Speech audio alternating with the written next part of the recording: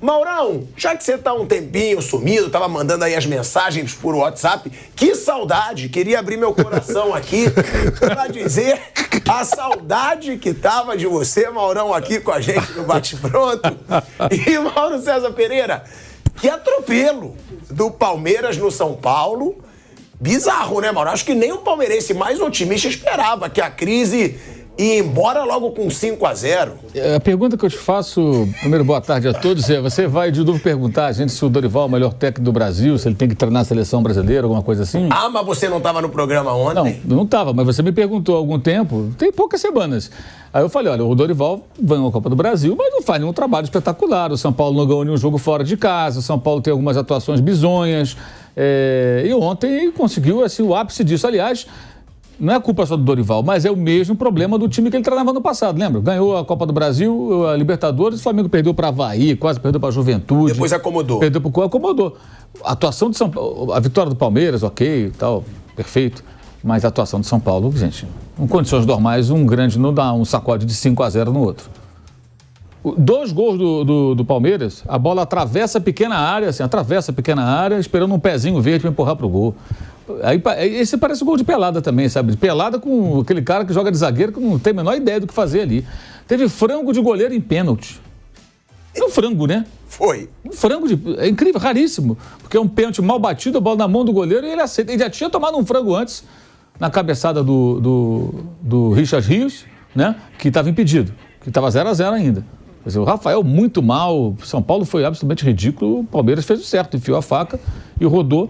O Palmeiras ficou 4 jogos sem vencer, perdendo seguidas partidas, sem se vencer, na verdade, 4 derrotas seguidas no Brasileiro, eliminado da Libertadores pelo Boca em casa, ganhou do Coritiba, que convenhamos, nessa altura não é algo que credencia alguém para alguma coisa, aí vem o São Paulo e fala, não, fica tranquilo que o remédio para o seu mal eu tenho aqui. 5-0, uma vergonha, derrota de São Paulo vergonhosa, e sinceramente eu acho que o fato de ganhar a Copa do Brasil, eu falei isso ano passado com relação ao Flamengo, falo do São Paulo agora, não serve para pagar esse tipo de vexame. Não dá. Ah, o time já ganhou, já cumpriu a sua missão. Que sua missão, gente? Tem que se dar o respeito. Você não pode tomar de 5-0 de um rival assim, impunemente. Isso não existe. Que história é essa? Que história é essa? Toma de 5-0 de um rival da maneira... Essa derrota só não foi pior do que os 4-0 da final paulista do ano retrasado. Que foi uma derrota... Do ano passado, na verdade. Foi. Ano passado. Que foi uma derrota que valeu um título, né? E o Palmeiras ali foi avassalador. Ontem, assim, o que eu achei, o Palmeiras venceu com facilidade, jogou uma boa partida, mas assim, teve muita facilidade. O São Paulo assim, não ofereceu nenhuma resistência. Esse tipo de atuação não pode ser tolerada, gente. Não é porque ganhou a Copa do Brasil que... Acho que é o contrário até. Quando você ganha um título importante, você tem que defender uma condição, você é um campeão. Você está no momento que você é um grande clube, você é um campeão. Você não pode ficar tomando goleada. Que história é essa? Não, e é um resultado humilhante, né, Mauro? Olha aquele resultado que o torcedor sempre vai lembrar. Tu levou de 5. Claro, isso fica para sempre. Na verdade, tomou de 4 ano passado, tomou de 5. Cada ano uma tamancada de goleada. Você vai normalizar isso, achar isso normal? Isso é um pensamento pequeno, na minha opinião. O palmeirense tem mais o que festejar, sacanear, tirar onda e tudo, aproveitar bastante. Por azar do Palmeiras não vai enfrentar o São Paulo toda hora. E um detalhe, esse foi um clássico entre os dois que há algum tempo não acontecia. Do Palmeiras, primeiro, não lotou o estádio, né? Talvez muita gente não tenha R$50 para pagar o ingresso, né, e tal, que custa mais caro, mas não lotou o estádio. O Palmeiras com crise política, problemas internos, que tem repercussão fora, torcida e a presidente em rota de colisão, vários problemas do Palmeiras, 4 derrotas seguidas, eliminação da Libertadores, 6 jogos sem vencer, aí ganha do Coritiba. Ganha do Coritiba hoje é quase uma obrigação, o Coritiba está se arrastando para a segunda divisão, né? Aí vem o São Paulo, quer dizer, é o momento que São Paulo entraria mais leve. Olha, eu sou campeão da Copa do Brasil, o rebaixamento praticamente não tem risco, né? Estou no momento bom, ganhei de 3-0 do Grêmio, meu rival está sob pressão, a torcida está incomodada. São Paulo não soube usar nada disso, nada, não soube utilizar essa, não é uma vantagem, mas é um cenário mais favorável para você entrar em campo sem pressão. Eu estava tão sem pressão São Paulo que ele resolveu não competir, São Paulo não competiu. Eu achei aquilo ontem muito vergonhoso, acho que os jogadores de São Paulo deveriam ter vergonha. O Dorival, os dirigentes, todos eles, presidente, vergonhoso ontem. Ontem a torcida de São Paulo foi sacaneada pelo time. Isso é sacanagem. O cara comemorou um título agora recentemente, aí passa poucas semanas, toma de 5-0 do Palmeiras. Quer dizer, de volta a ser alvo de piada. Eu achei aquilo ontem deplorável do ponto de vista do São Paulo e do Palmeiras. Agora a questão é o que fará o time nos próximos jogos, né? Se isso vai ser uma mudança de comportamento, o time volta a ser competitivo, o time com a escalação diferente, né? Ou se foi só uma noite maravilhosa e volta naquela vibe ruim que vinha dos jogos anteriores. Isso aí só os próximos jogos é que vão apontar. Agora, você não estava ontem no programa porque estava uma babação do Dorival aqui, inclusive desses dois companheiros que estão na mesa, junto com o Flávio Prado, e eu falava, que aí o Flávio Prado falou, olha a carreira do Dorival e a do Abel. Eu falei, a carreira do Abel já é melhor que a do Dorival. Porque o Abel tem 2 Libertadores e o Dorival tem 1. O Abel tem brasileiro, o Dorival não tem. E o Dorival tem 2 Copas do Brasil a mais e um bando de estadual. Estadual eu não conto, para comparar carreira. Ontem eu não tava na babação do Dorival, como você falou. Esse aqui tava. Ontem você não estava, então. Vanderlei tava uma babação. Depois da vitória de Dorival. Boa tarde, Tico. Boa tarde, professor. Uma hora ele mexendo e vai escutar. Ué, escuta. Então, depois dessa vitória, parabéns. Pode ir pro Real Madrid, o Abel Ferreira. Porque ele apontou que o Abel Ferreira pode trabalhar no Real Madrid, no Barcelona ou no Atlético de Madrid. Você mentiu. Você falou que dentro de 3 anos ele ia chegar. Você vai mentir. Dentro de 3 anos ele vai chegar. Dentro de 3 anos ele vai chegar. Isso que eu falei. Nos clubes grandes. O que aconteceu foi... Eu falei que o Abel Ferreira tem só 43 anos, já tem uma carreira brilhante e que pode ir muito mais longe. Aí o Flávio Prado disse que Abel Ferreira, você acha que um dia ele vai comandar grande clube europeu? Eu falei, não duvido. Eu não falei que eu acho que ele vai. Só que aí o Flávio Prado me chamou pra uma aposta de um carro contra uma lata de manteiga. Aí é óbvio que eu vou apostar. Ué, eu não sou burro. Aí o Flávio Prado falou, você quer apostar um carro contra uma lata de manteiga? Que o Abel nunca vai comandar em 3 anos. Europeu? Não, deu um tempo. Em 3 anos. Mas ele falou nunca. Aí depois ele deu 3 anos. Sim. Aí eu apostei. Eu dou uma lata de manteiga pra ele. Em 3 anos. Mas também eu vou querer o carro. Em 3 anos. Em 3 anos, tem muita coisa pode... É um gol. Que ano, que estado. Pode ser mais barato até do que a lata de manteiga pode ser mais que o carro. Carro não pega, o motor batido. Paga o PVA, cheio de multas, né? Lata de manteiga, pelo menos tem dívida. Exato, pode ser uma roubada, cuidado. Agora, e aí? E aí? O Dorival, que vocês tanto babaram ontem, levou de 5. Levou. Depois a gente vai com essa carinha de bobo por quê? Depois a gente vai chegar no Flamengo também. Você não ficou babando ontem aqui, mandou botar música.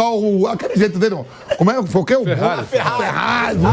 Ontem tava aí xingando todo mundo. Sem exagero. Responsáveis. A gente já sabe o jeito dele, né?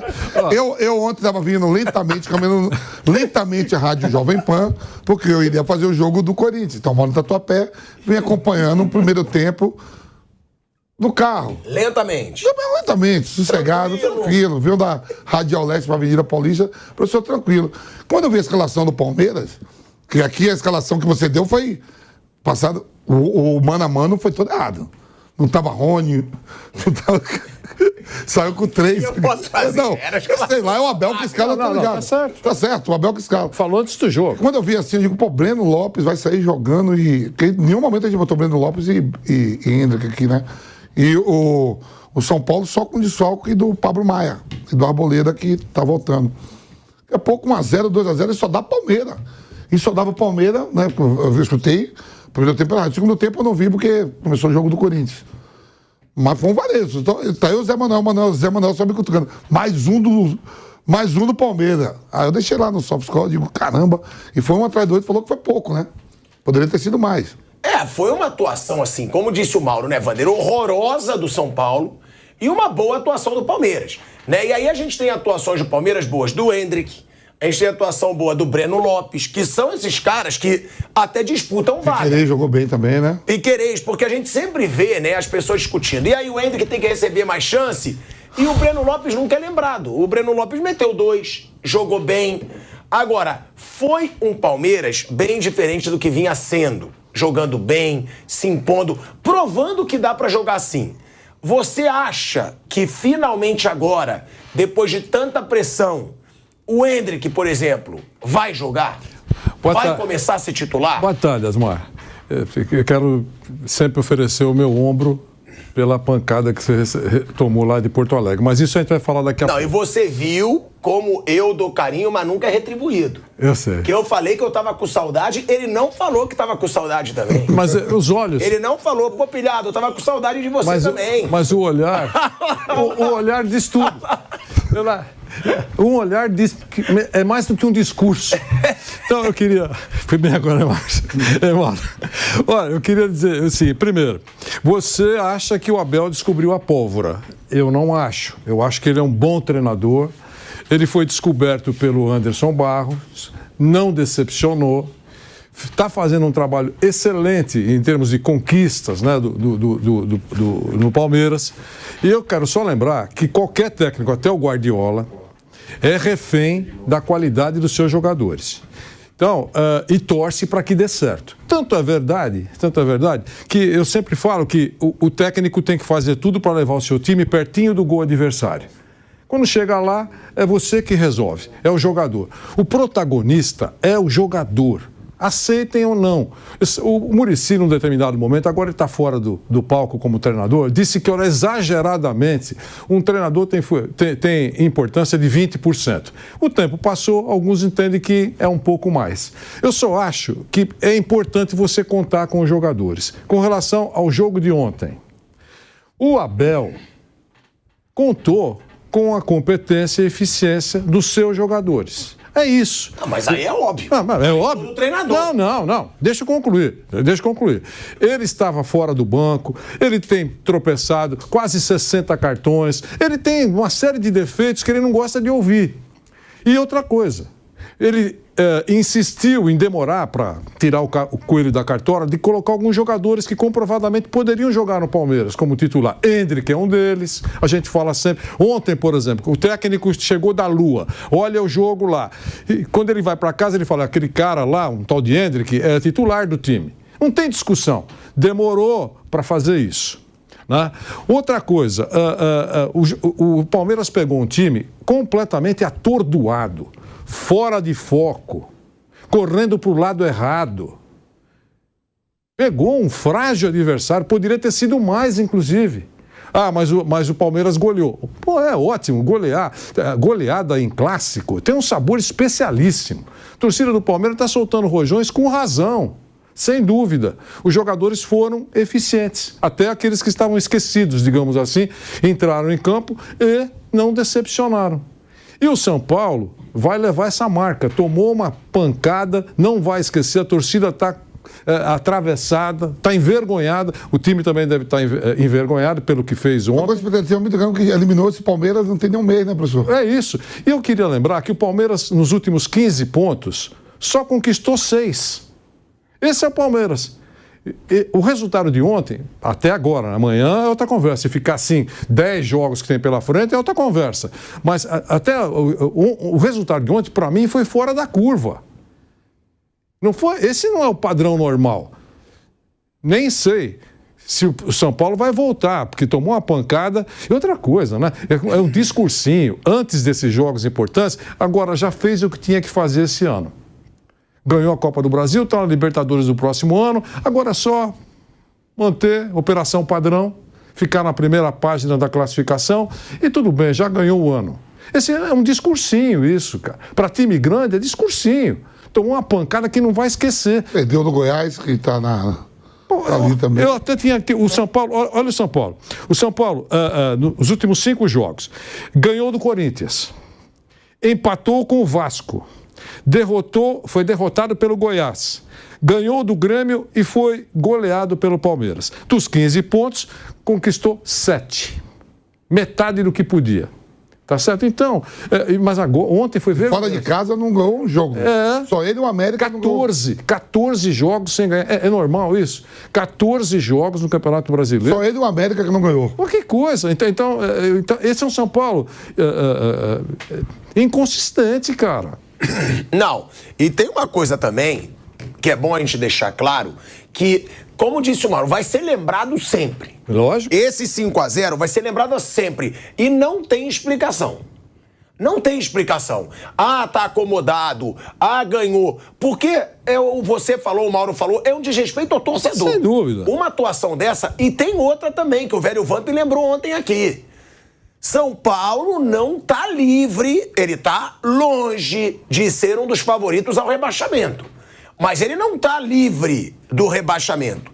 Ainda mais com essa goleada, ainda mais com os resultados de ontem. O Corinthians ganhou. O Dorival falou do campo, do sintético, né?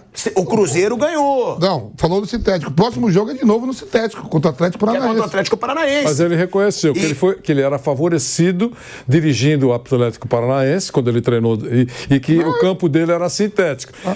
Mas isso eu acho que tem que deixar de lado. O time não foi por causa disso que perdeu. Não, o que eu digo é que o Atlético Paranaense tá brigando para entrar no G4. Se o Atlético Paranaense ganha do São Paulo em casa, que é o favorito, ele passa o Flamengo, que não vai jogar na rodada porque o jogo contra o Red Bull foi adiado. Então, o São Paulo ele tem 38 pontos nesse momento. O primeiro da zona, que é o Vasco, ele tem 30, mas tá com um jogo a menos. Vai para 33, se ganhar. Fica 5 pontos. Tá longe. Mas não dá pro São Paulo também se acomodar tanto assim. Tá aí a tabela, ó. A tabela tá aí. Tá todo mundo ali perto. Tá perto, 30 para 38. A depender do que faça Vasco e Santos hoje, Asmar, a próxima rodada é chata todo mundo. Ontem, quando você perguntou, mas o que acontece? Tá, você lembra? Eu falei, recuando um pouquinho no tempo, o Palmeiras sempre seria favorito. O São Paulo vai chegar lá sempre não favorito. Favorito é o Palmeiras. Mas nesse momento, pelo cenário dos dois clubes, eu acho que está um equilíbrio. Eu usei essa palavra. Está muito equilibrado. Exato. O Mauro até abordou, quando ele falou primeiro aqui, dizendo que o cenário do Palmeiras, né? O time está baleado, tem confusão política. Eles estão fazendo de tudo para ter confusão lá. Isso. E o São Paulo está numa situação confortável. Então o jogo será equilibrado. Mas entrou mortinho o time. Morto, indolente. Correndo para o lado, vou repetir, correndo para o lado errado, atordoado, perdidão. O Rafinha perdeu o equilíbrio. Deixou o São Paulo numa situação também delicada, é um jogador importante e foi expulso. Aliás, devia ter sido expulso no primeiro lance. Já não tem o próximo jogo. Rafinha expulso, o Lucas provavelmente machucou. Lucas Moura machucado, e o Caleri que não volta mais esse ano, né?